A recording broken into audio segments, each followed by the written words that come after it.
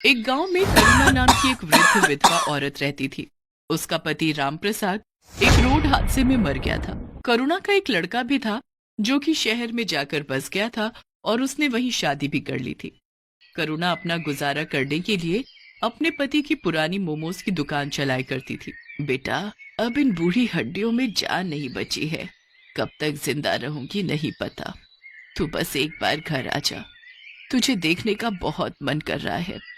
तेरे पिताजी के जाने के बाद तू ही तो एक सहारा है मेरा। माँ, मैं काम कर रहा हूँ, मेरे पास समय नहीं है, मैं नहीं आ सकता। और बार बार आप फोन मत करा कीजिए। सुधीर फिर फोन काट देता है।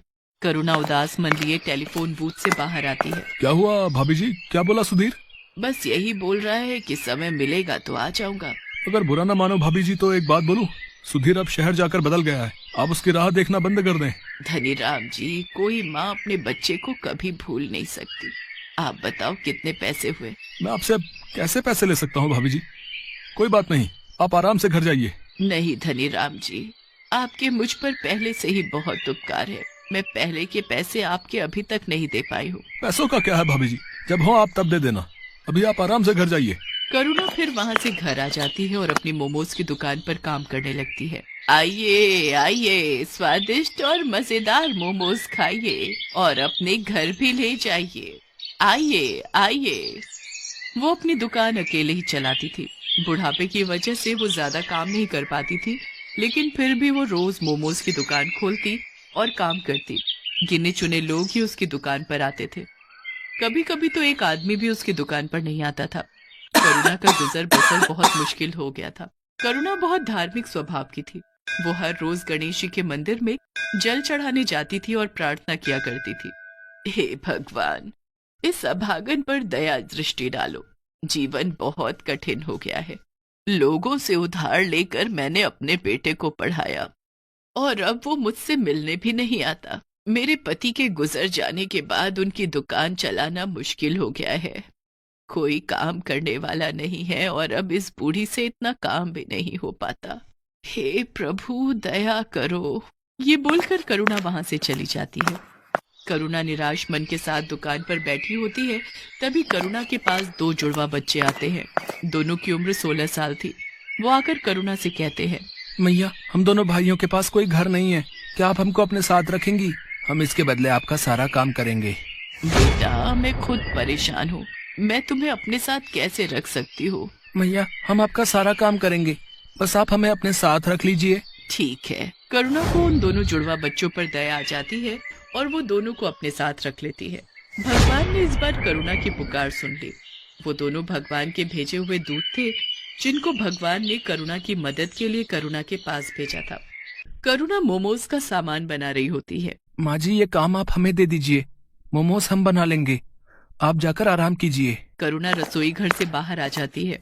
वो दोनों बच्चे उसके बाद गेट लगा देते हैं। थोड़ी देर बाद गेट खुलता है। करुणा देखती है कि सारे मोमोज बहुत अच्छे से तैयार हो गए हैं। करुणा ये देखकर बहुत खुश होती है। अरे वाह, तुम दोनों ने तो बहुत अच्छा काम किया है। फिर करुणा उन दोनों बच्चों के साथ अपनी मोमोज की दुकान खोलती है और मोमोज बेचने लगती है। आइए आइए, स्वादिष्ट और मजेदार मोमोज खाइए और अपने घर भी ले जाइए। आइए आइए। आज करुणा के मोमोज में से ऐसी खुशबू आ रही थी जैसी कभी नहीं आई। पूरे बाजार के लोग मोमोज की खुशबू से आकर्षित होकर करुणा की दुकान पर आने लगे और देखते ही देखते करुणा की दुकान पर भीड़ लग जाती है। अरे एक प्लेट मोमोज देना। मुझे भी दे दो एक प्लेट। अरे वाह वाह वाह, इतने स्वादिष्ट मोमोज तो मैंने आज तक कभी नहीं खाए। आहा हा हा, वाह वाह वाह वाह वाह। करुणा लोगों की ये सारी बातें सुनकर काफी खुश होती है। देखते ही देखते उसके सारे मोमोज बिक जाते हैं। आज तो बहुत अच्छी कमाई हो गई। अगर ऐसे ही मेरे मोमोज बिकने लगेंगे तो मेरा सारा कर्ज उतर जाएगा। दोनों बच्चे अब करुणा को कोई काम नहीं करने देते। दोनों मोमोज बनाते और करुणा के साथ उन्हें बेचने भी जाते। उन दोनों के बनाए मोमोज में ऐसा स्वाद था कि हर कोई उंगलियां चाटता रह जाता। एक रात की बात है। वो दोनों बच्चे रसोई घर का दरवाजा बंद करके मोमोज बना रहे थे। कमाल है, हर रोज ये दोनों रसोई घर बंद करके मोमोज क्यों बनाते हैं? आज देखती हूँ ये ऐसा करते क्या हैं। करुणा चुपके से जाकर खिड़की में से झांकती है। वो देखती है कि उन दोनों जुड़वा बच्चों के हाथ में से चमत्कारी शक्तियां निकलती हैं, जिससे मोमोज अपने आप बनते हैं। ये जादू देखकर करुणा दंग रह जाती है। वो तुरंत उन दोनों के पास जाती है। दरवाजा खोलो। जी माँ जी। तुम लोग कौन हो? क्या? मैंने सब देख लिया खिड़की में से, जल्दी बताओ। डरिए मत, हम आपको कोई नुकसान पहुंचाने नहीं आए हैं, बल्कि हम तो आपकी मदद करने आए हैं। हम भगवान के दूत हैं, हमें गणपति जी ने आपकी मदद के लिए भेजा है। क्या सच में गणपति भगवान ने आपको मेरी मदद के लिए भेजा है? हाँ माँ जी, आपकी परेशानी भगवान ने सुन ली और हमें आपकी मदद के लिए ही भेजा है। करुणा ये सब सुनकर बहुत खुश होती है। अब इसके बाद दोनों फरिश्तों के जादू से करुणा के दिन अच्छे होने लगे। दोनों दूत रोज अपने जादू से मोमोज बनाते और करुणा उसे बेच आती। देखते ही देखते करुणा की दुकान चल पड़ी। लोग उसके मोमोज दूर दूर से खाने आते थे। ऐसा करते करते करुणा ने एक बड़ी मोमोज की दुकान खोल ली और धीरे धीरे उसने अपने सारे कर्ज भी चुका दिए। अब करुणा के पास धन की कोई कमी नहीं थी। ये बात करुणा के बेटे सुधीर तक भी पहुंच जाती है। इधर सुधीर की नौकरी भी जा चुकी थी, इसलिए एक दिन करुणा का बेटा सुधीर अपनी बीवी के साथ वापस आ जाता है। माँ प्रणाम, देखो मैं आ गया। अरे सुधीर बेटा, तू आ गया। तुझे देखने के लिए तो ये आंखें तरस गई थी। हाँ माँ, मुझे आपकी बहुत याद आ रही थी। मुझे आप माफ कर दो, मैं पागल हो गया था जो आपसे मिलने नहीं आ रहा था। मेरी मति मारी गई थी, लेकिन अब मैं आ गया हूँ। अब आपको कोई परेशानी नहीं होगी। माँ ये देख, ये तेरी बहू है मीरा।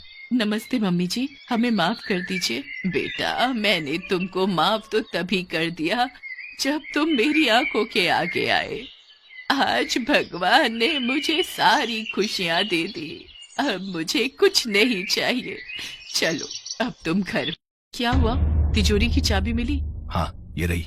अब फटाफट इस बुढ़िया के सारे पैसे निकालो और चलो निकलते हैं यहाँ से। हाँ चलो। मीरा और सुधीर चुपके से जाकर तिजोरी खोलते हैं और वो तिजोरी में से सारा पैसा निकालकर अपने बैग में भर लेते हैं और वहां से भाग जाते हैं। भागते भागते वो गांव से बाहर निकल जाते हैं। तब वो थक कर एक जगह आराम करने के लिए बैठते हैं। इतना सारा पैसा मैंने पहली बार देखा है। अब जरा बैग खोलकर दिखाओ तो, इसे जी भर कर देख तो लूं मैं। सुधीर जैसे ही पैसों का बैग खोलता है वो देखता है कि उसमें बस राख है।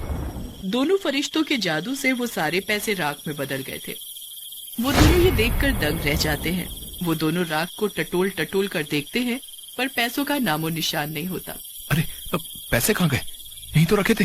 हाँ, पैसे कहाँ गए समझ नहीं आ रहा है। तभी वहाँ पर दोनों जुड़वा बच्चे आ जाते हैं और वो दोनों सुधीर और मीरा पर जोर जोर से हंसने लगते हैं।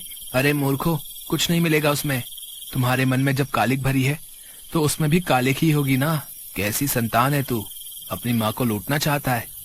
तेरी माँ ने तेरे लिए इतना सब किया। ये जो मिला है ना तेरे को, ये तेरे कर्मों का फल है। और बिना माँ के तेरा जीवन भी इस राख के जैसा है, किसी भी कीमत का नहीं। अभी भी समय है, सुधर जा और जाकर अपनी माँ से माफी मांग ले। आप दोनों ने हमारी आंखें खोल दी। हम लोभ में अंधे हो गए थे। हम अब से ऐसी गलती नहीं करेंगे, हमें माफ कर दो। फिर मीरा और सुधीर अपनी माँ के पास वापस चले जाते हैं और उसे सब सच बताकर माफी मांग लेते हैं। करुणा भी उनको माफ कर देती है। मैं तुम्हारा शुक्रिया कैसे करूं समझ नहीं आ रहा है। तुमने मेरी इतनी मदद की, इसके लिए धन्यवाद। अब मुझे सब कुछ मिल गया है, मेरा बेटा, मेरी बहू, सब। इसकी कोई जरूरत नहीं है माता, हमने कुछ नहीं किया। ये सब कुछ भगवान ने कराया है।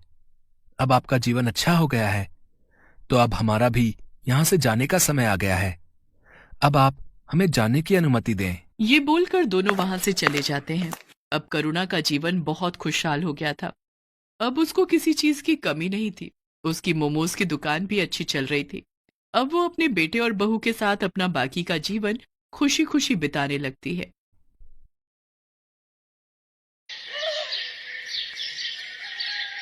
ये क्या माँ, तुमने तो कहा था कि आज तो मेरे लिए समोसे बनाओगी, लेकिन ये तो दलिया है। अब कहा तो था, पर बेटा आज नहीं बना पाई। बस थोड़े दिन ठहर जा, जैसे ही काम से एक दिन की भी छुट्टी मिलेगी मैं तेरे लिए बना दूंगी समोसे। ओफो माँ, ये क्या बात हुई? आज मेरा जन्मदिन है। मैंने सोचा था कि आज मजे से तुम्हारे हाथों के बने समोसे खाऊंगा, लेकिन मेरी तो किस्मत ही खराब है। अपने जन्मदिन पर भी मैं अपने मन की चीज नहीं खा सकता। ओहो, कितना गुस्सा करता है तू। अच्छा ठीक है, रुक अभी यहीं पर। अपने बेटे गोलू से इतना कहकर सुशीला अंदर कमरे में गई और फौरन ही एक 10 रुपए का नोट लेकर बाहर आ गई। उसने वो 10 रुपए का नोट गोलू को देते हुए कहा, अब ले, ये 10 रुपए ले जा और लालू चाचा की दुकान पर जाकर खा ले समोसे। नहीं माँ, मुझे तुम्हारे हाथों से बने समोसे खाने थे। लालू चाचा को समोसे बनाना आता ही कहाँ है। ना तो उनके आलू में वो स्वाद है और ना ही तुम्हारे समोसे जैसा करारापन होता है उनमें। तुम रहने ही दो, जब टाइम मिले तब बना देना मेरे लिए।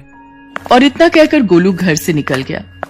समोसे ना खा पाने की उदासी उसके चेहरे पर साफ दिखाई दे रही थी, जिसे देखकर सुशीला का मन भी उदास हो गया और वो मन ही मन सोचने लगी, हाय रे मेरी फूटी किस्मत, अपने बच्चे की इतनी सी ख्वाहिश भी पूरी नहीं कर सकी। अब नहीं, मैं गोलू को उसके जन्मदिन पर ऐसे उदास नहीं रहने दूंगी।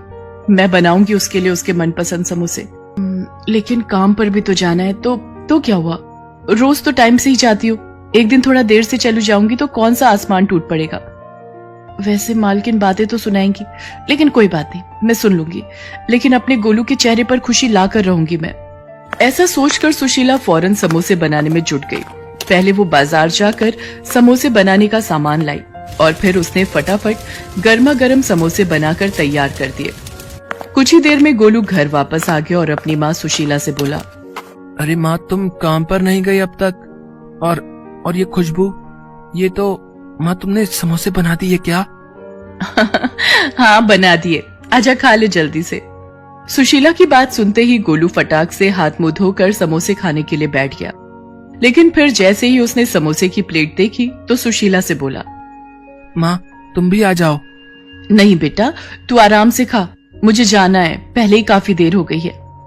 अच्छा तो रुको, मैं तुम्हारे लिए समोसे बांध देता हूँ, काम से वक्त निकाल कर खा लेना। इतना कहकर गोलू रसोई की तरफ बढ़ गया, लेकिन उसे रसोई में एक भी समोसा नहीं मिला। और ऐसा इसलिए था क्योंकि सुशीला ने बस 2 ही समोसे बनाए थे, वो भी सिर्फ गोलू के लिए। असल में सुशीला के पास इससे ज्यादा समोसे बनाने के लिए ना तो समय था और ना ही पैसे। और ये बात समझने में गोलू को जरा भी देर नहीं लगी। अच्छा, तो माँ ने अपने लिए समोसे नहीं रखे। अब कोई बात नहीं, बाहर प्लेट में 2 समोसे तो हैं ही, एक माँ को बांध देता हूँ और एक मैं खा लेता हूँ। ऐसा सोचकर गोलू रसोई से बाहर आया, लेकिन तब तक सुशीला काम के लिए जा चुकी थी। गोलू के लिए समोसे बनाने की हड़बड़ी में सुशीला ने खुद कुछ भी नहीं खाया था और वो भूखी प्यासी दौड़ती हुई काम पर पहुंची, जहां उसकी मालकिन नलिनी गुस्से से उबल रही थी। नमस्ते मेम साहब, माफ कीजिए, आज थोड़ी देर हो गई। वो आज मेरे बेटे का जन्मदिन है। सुबह सुबह समोसे खाने की जिद पकड़कर बैठ गया तो मैं बस। देख सुशीला, मैंने तुझे काम पर रखने से पहले ही बता दिया था कि मेरे साथ ये देर से आने की नौटंकी नहीं चलेगी। तुझे पता है ना कि साहब को सुबह सुबह ही काम पर जाना होता है। आज तेरी वजह से उन्हें सिर्फ दूध और फल खाकर ऑफिस जाना पड़ा। और बंटी, वो बेचारा भी बस फ्रूट्स लेकर ही गया है टिफिन में। बस आज के लिए माफ कर दीजिए मेम साहब, दोबारा आपको शिकायत का मौका नहीं मिलेगा। हाँ, दोबारा ऐसा नहीं होगा, क्योंकि मैं तुझे दोबारा ऐसी गलती करने का मौका ही नहीं दूंगी। मैंने अपनी फ्रेंड को बोलकर नई मेड का इंतजाम कर लिया है, वो अभी थोड़ी देर में आती ही होगी। एक बार उससे बात फाइनल हो जाए फिर तुझे काम पर आने की कोई जरूरत नहीं है। नहीं मेम साहब, ऐसा मत कीजिए, मेरी हालत तो आप जानती ही हैं। मेरे पति नहीं है, बस एक यही काम है जिसके सहारे मैं अपने बच्चे को पाल रही हूँ। अगर ये काम भी छूट गया तो बड़ी मुसीबत हो जाएगी मेम साहब। रहने दे, तुम छोटे लोगों के ये सारे हथकंडे ना मैं अच्छे से जानती हूँ। वैसे तो बड़ा गरीब होने का नाटक करती है, लेकिन अपने बेटे की इच्छाएं पूरी करने के लिए खूब पैसे हैं तेरे पास। सुबह सुबह समोसे तल कर आ रही है और कहती है कि गरीब है। चल अब यहाँ खड़ी होकर और मेरा टाइम वेस्ट मत कर, जाकर काम निपटा। मैं उस नई मेड से बात करके बताती हूँ कि तुझे कब तक काम पर आना है। सुशीला नलिनी के सामने गिड़गिड़ाती रही, लेकिन नलिनी को उस पर तरस नहीं आया। वो हमेशा ही ऐसा करती थी और इसीलिए उसके यहाँ कोई काम वाली ज्यादा दिन टिक नहीं पाती थी। काम निपटा कर सुशीला घर वापस आ गई, जहाँ गोलू उसका बेसब्री से इंतजार कर रहा था। माँ, तुम आ गई? तुमने कुछ खाया तो नहीं होगा ना? आ जाओ, मैंने तुम्हारे लिए एक समोसा बचा कर रखा है। गोलू की बात सुनकर सुशीला की आंखों में आंसू आ गए। उसने फौरन आगे बढ़कर गोलू को अपने सीने से लगा लिया और रोते हुए उससे बोली, मुझे माफ कर दे मेरे बच्चे, मैं जानती हूँ कि मैं बिल्कुल भी अच्छी माँ नहीं हूँ। नहीं माँ, ऐसा मत बोलो, तुम बहुत अच्छी हो। और तुम्हें पता है तुम्हारी सबसे अच्छी बात क्या है? तुम्हारे ये समोसे। हाँ माँ, सच में। और इस बार जो चटनियाँ बनाई थी तुमने, आहा, मजा ही आ गया माँ। बिल्कुल चाट सी बन गई थी। हाँ, समोसा चाट। तुम रुको, मैं अभी तुम्हारे लिए वैसे ही समोसा चाट बनाकर लाता हूँ जैसे आज मैंने खाई थी। इतना कहकर गोलू सीधा रसोई में गया और फिर उसने बचे हुए एक समोसे को एक प्लेट में तोड़कर उस पर तीखी और मीठी चटनी डाल दी। फिर उस पर थोड़े से चने भी डाल दिए और फिर उसे लेकर सुशीला के पास गया। लो माँ, खाकर देखो इसे। अरे ये क्या हाल कर दिया तूने समोसे का? और ये चने कहाँ से लाया? पड़ोस वाली शांति चाची दे गई थी। उनके पास हमारी एक कटोरी थी ना, उसी में ये चने रखकर लाई थी। माँ, अब तुम ये सब बातें छोड़ो और ये समोसा चाट खाकर देखो। सुशीला गोलू की तरफ देखकर मुस्कुराई और फिर उसने समोसा चाट में से एक चम्मच चाट लेकर चखी और फिर गोलू से बोली, अरे वाह गोलू, तूने तो सचमुच में ही कमाल कर दिया। ये तो बहुत बढ़िया है, ले तू भी खा। सुशीला गोलू को खुश देखकर बहुत खुश थी। नलिनी के घर जो कुछ भी हुआ था वो उस बारे में भूल ही गई थी। लेकिन फिर माँ, इस बार जब तुम्हें काम के पैसे मिलेंगे तब ढेर सारे समोसे और ऐसी ही ढेर सारी चटनी बनाना और चने भी बना लेना। फिर मैं अपने सारे दोस्तों को ऐसी ही समोसा चाट खुद बनाकर खिलाऊंगा। गोलू की बात सुनकर सुशीला जैसे होश में आ गई और उसकी आंखों से आंसू बहने लगे। अरे माँ, तुम रो क्यों रही हो? क्या हुआ? गोलू, इस बार जो पैसे मिलेंगे काम से, शायद उन्हीं में काफी समय काटना होगा। आज काम पर देर से पहुंची थी ना, तो मालकिन बहुत ज्यादा गुस्सा हो गई। शायद वो मुझे काम से निकालने वाली है। क्या? बस एक दिन देर हो गई तो इतना गुस्सा? कोई बात नहीं माँ, तुम चिंता मत करो। और वो खड़ूस आंटी तुम्हें काम से निकाले उससे पहले तुम ही उसके यहाँ से काम छोड़ दो। हैं? ये तो क्या बोल रहा है गोलू? जब तक कोई और जगह काम नहीं मिलता कम से कम तब तक तो। नहीं माँ, अब तुम्हें किसी के घर जाकर काम करने की जरूरत नहीं है। मैंने सोच लिया है कि अब क्या करना है। अब से तुम और मैं मिलकर समोसा चाट बनाएंगे और उसे बेचेंगे। तुम देखना माँ, हमारी बहुत अच्छी कमाई होगी। गोलू की बात सुनकर सुशीला हैरानी से उसकी तरफ देखने लगी, लेकिन फिर अगले ही पल उसमें भी आत्मविश्वास जगा और उसने गोलू को फिर से गले लगाते हुए कहा, हाँ बेटा, हम मिलकर लड़ेंगे और जीतेंगे भी। इसके बाद सुशीला ने खुद ही नलिनी के घर का काम छोड़ दिया और वहां से मिले पैसों से उसने समोसा चाट बनाने का सामान खरीदा। हालांकि ये सब करते हुए सुशीला के मन में इस बात को लेकर डर था कि अगर ये काम ना चला तो क्या होगा। लेकिन फिर गोलू का आत्मविश्वास देखकर उसमें भी हिम्मत आ गई और उसने पूरे मन से समोसा चाट का सामान बनाकर तैयार कर लिया। और फिर शाम होते ही, नहीं माँ, तुम रहने दो, चाट तो मैं ही लगा कर दूंगा सबको। जितने मन से सुशीला ने समोसे बनाए थे, गोलू भी उतने ही मन से समोसा चाट लगाकर सबको दे रहा था। पहले दिन ही सारी की सारी समोसा चाट कुछ ही घंटों में बिक गई और लागत के साथ साथ अच्छा मुनाफा भी हाथ आ गया। सुशीला और गोलू बहुत खुश थे। फिर कुछ दिनों बाद, अरे सुनो बच्चे, मुझे समोसा चाट को ऑर्डर देना है। आपको लाइन में लगना होगा, ये सारे लोग ऑर्डर देने के लिए खड़े हैं। उस जगह पर वाकई बहुत भीड़ थी और नलिनी को उसी भीड़ से जूझते हुए आगे बढ़ना पड़ा। और फिर जैसे ही उसने सुशीला को वहाँ पर ऑर्डर लेते हुए देखा तो उसे अपनी आंखों पर विश्वास ही नहीं हुआ। अरे सुशीला, तुम ये मशहूर समोसा चाट की स्टॉल चलाती हो? लेकिन कैसे? इतनी जल्दी इतना सब कैसे कर लिया तुमने? बस अपने बच्चे की इच्छा पूरी करती रही मेम साहब, और भगवान पर भरोसा बनाए रखा, क्योंकि वो तो सब जानता है ना कि कौन क्या है। वैसे आपका कितना प्लेट का ऑर्डर है? पैसे एडवांस ही देने होंगे आपको। सुशीला और गोलू की तरक्की जहां उन दोनों के लिए उनकी मेहनत का फल थी, तो वहीं नलिनी जैसे लोगों के लिए एक सीख भी थी कि भले ही आप कितने ही अमीर क्यों ना हो, कभी भी किसी को छोटा समझकर उसकी बेइज्जती नहीं करनी चाहिए।